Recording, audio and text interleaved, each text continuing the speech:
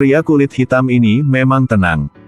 Dihadapkan dengan musuh, ia masih tersenyum. Senyum yang sangat alami. Kemudian dia mulai mengembalikan sisa uang. Tapi perampok memang serakah, ia bahkan mau merampok cincin karyawan wanita itu. Tapi ia berkata, ini adalah hadiah yang ditinggalkan ibunya untuknya. Pria kulit hitam itu melihat perampok tidak mengampuni gadis itu. Mata tiba-tiba menjadi tajam.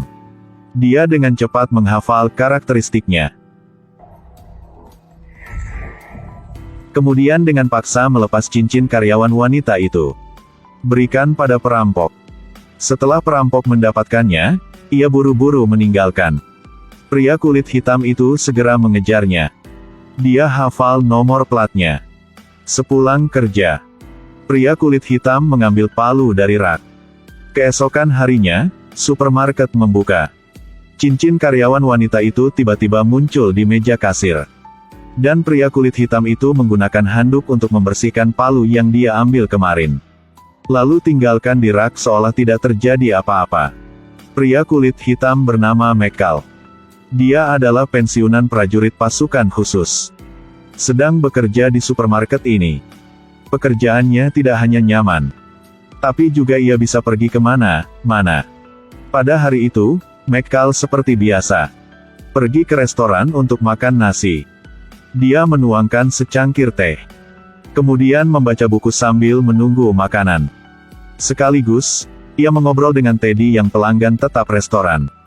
Dari obrolan, Michael menyadari, Teddy tidak hanya sangat tertarik untuk belajar, tapi juga terutama suka menyanyi. Tak lama, ada pelanggan lain ke restoran UTK menjemput Teddy. Meskipun dia nggak mau, tapi demi mencari nafkah, ia tetap menyambutnya dengan senyuman. Keesokan harinya, Michael memesan kue untuk Teddy. Dia menemukan ada banyak memar di wajahnya. Pasti disebabkan oleh pelanggan kemarin. Michael tidak menanyakan lebih lanjut. Hanya mengobrol tentang topik belajar. Mereka asyik mengobrol. Dan Michael hendak mengantar pulang Teddy. Tapi di tengah jalan, Teddy dihentikan oleh bosnya. Bahkan tampar dia. Teddy menahan rasa sakit. Dia menyarankan Michael untuk tidak bergerak maju. Dia takut mengganggunya. Maaf. Gak apa-apa. Gak peduli denganku. Banjingan. Bos kemudian memandang Michael dan gak mau meninggalkan. Dia memberinya kartu nama. Katakanlah dia bisa memilih sesuatu yang lebih baik. Lalu ia membawa Teddy meninggalkan. Beberapa hari kemudian, Michael mendengar kabar dari pemilik restoran. Teddy dipukuli. Sampai dirawat di rumah sakit. Lalu, Michael buru-buru ke rumah sakit. Melihat Teddy dalam bahaya. Dia diam-diam duduk di lorong membaca buku. Tunggu sampai sahabat Teddy keluar. Michael mulai menanyakan penyebabnya. Ternyata, malam itu, setelah mengucapkan selamat tinggal pada Michael, Teddy dipukuli oleh pelanggan mesum. Hati Michael dipenuhi dengan kemarahan. Dia menggunakan semua tabungannya. Lalu bertemu bos Teddy. Ingin menggunakan uang sebagai ganti kebebasan Teddy. Tapi bos diejek. Karena jumlah uang yang sedikit ini, Teddy bekerja seminggu, dia juga bisa menghasilkan untuk bos. Kemudian Michael mendapatkan uangnya kembali. Dia menoleh ke pintu. Bos dan junior berpikir bahwa dia akan meninggalkan. Tapi tak disangka. Michael pergi ke pintu dan berhenti. Kemudian ia mengunci pintu ruangan. Dia berbalik menggunakan matanya yang tajam untuk melihat sekeliling. Orang-orang memegang senjata di dalam ruangan ini. Dia mengingat semuanya. Kemudian pembantaian dimulai.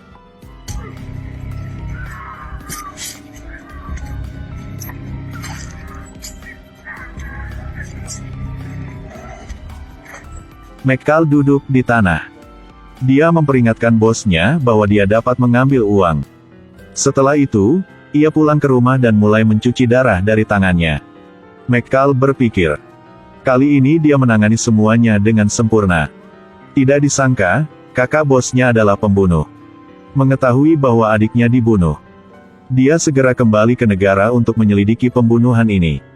Bertekad untuk membalaskan dendamnya. Melalui jejak adegan, pembunuh itu telah bisa menebak lawannya adalah Master.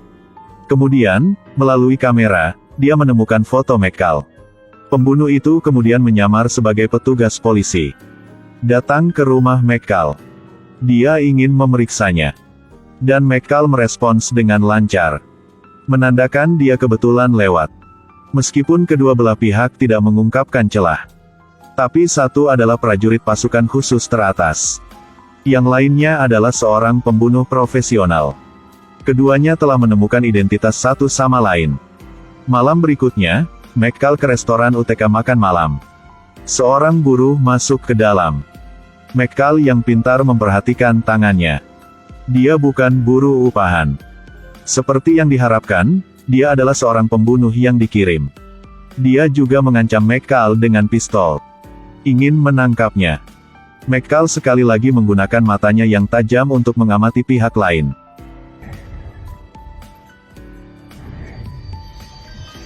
Kemudian bertindak tegas. Setelah membunuh sang buruh itu, McCall keluar. Dia memegang HP.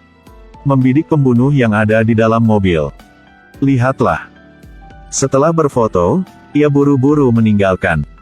Pembunuh dengan ekspresi terkejut memerintahkan bawahannya untuk mencegah McCall. Tapi dia dengan lembut dibunuh olehnya.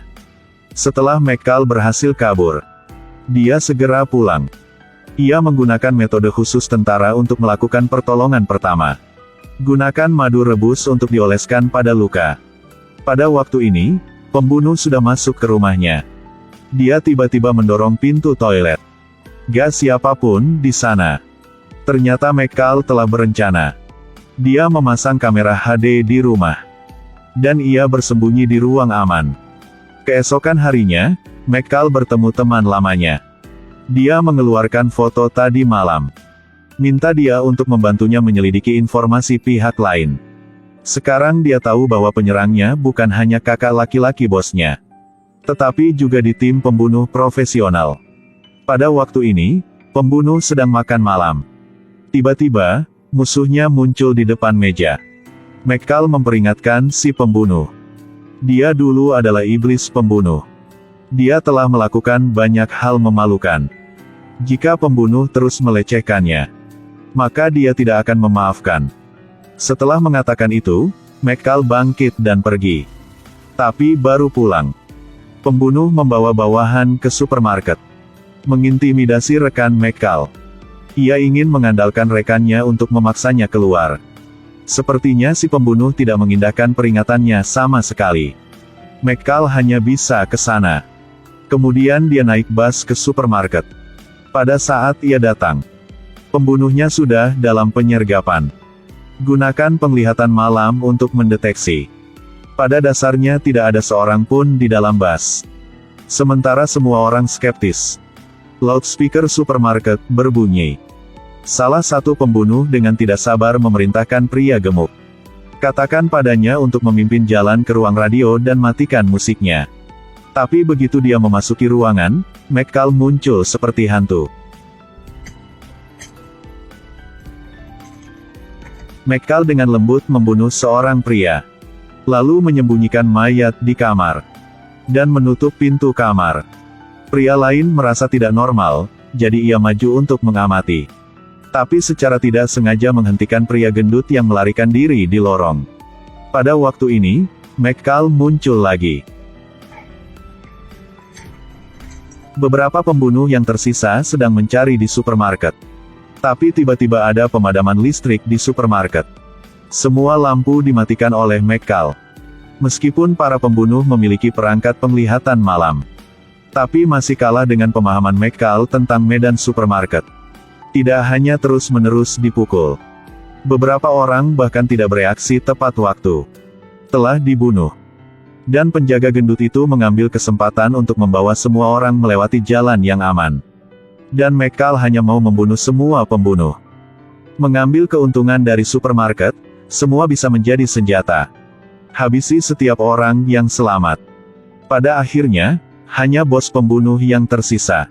Pembunuh licik menemukan lokasi pria gemuk itu. Tepat saat dia akan menembak, paku baja datang.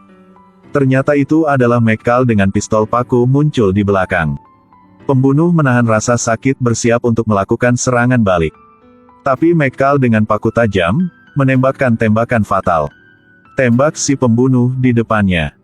Sama seperti itu, organisasi pembunuh yang jahat dihancurkan.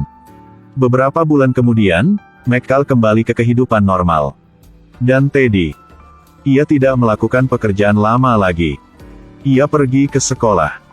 Harapan untuk dapat menjalani kehidupan yang bermartabat di masa depan. Klik like dan follow saya. Sampai jumpa.